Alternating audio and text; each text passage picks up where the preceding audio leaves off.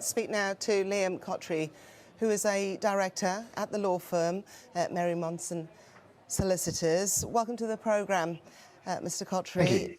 I wonder, first off, if you could just take us through some of the HR considerations.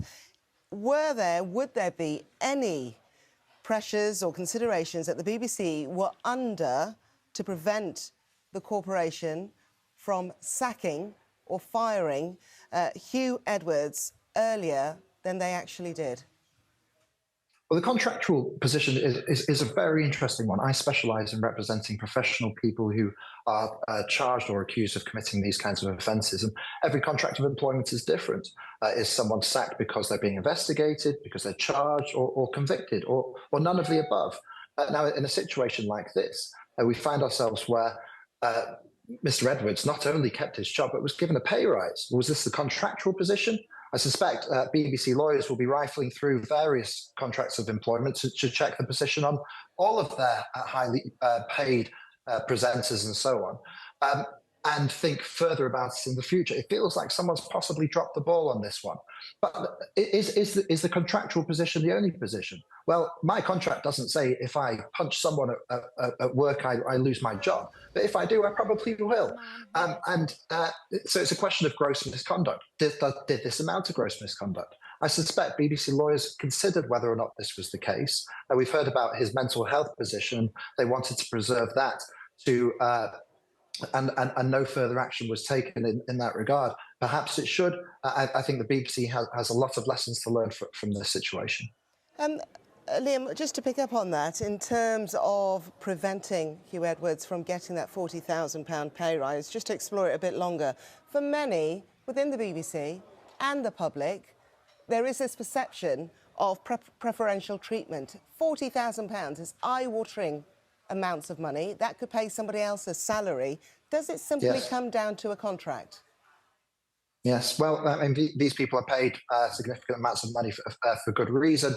That they are well sought after presenters, of course. He was broke the news of the Queen's death and so on. We've heard from your correspondents already.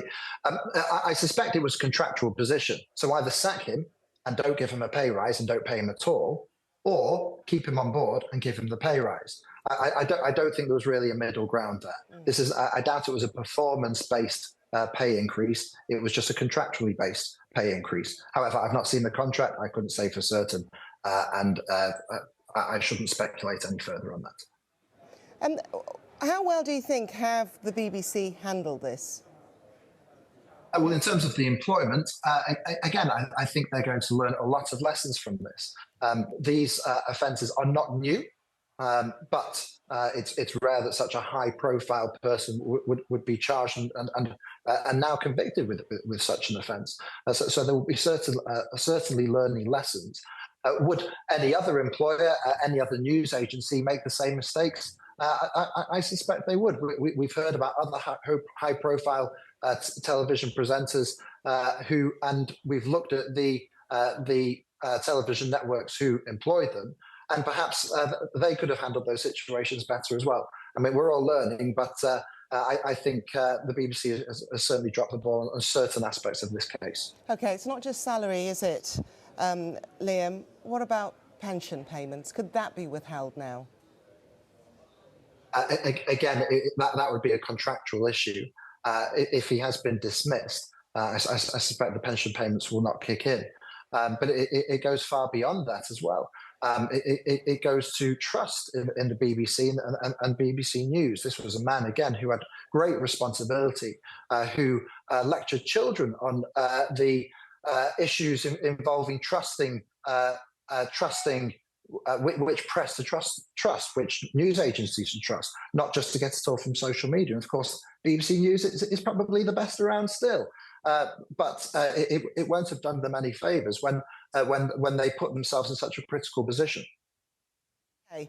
Kotrie, thank you very much indeed.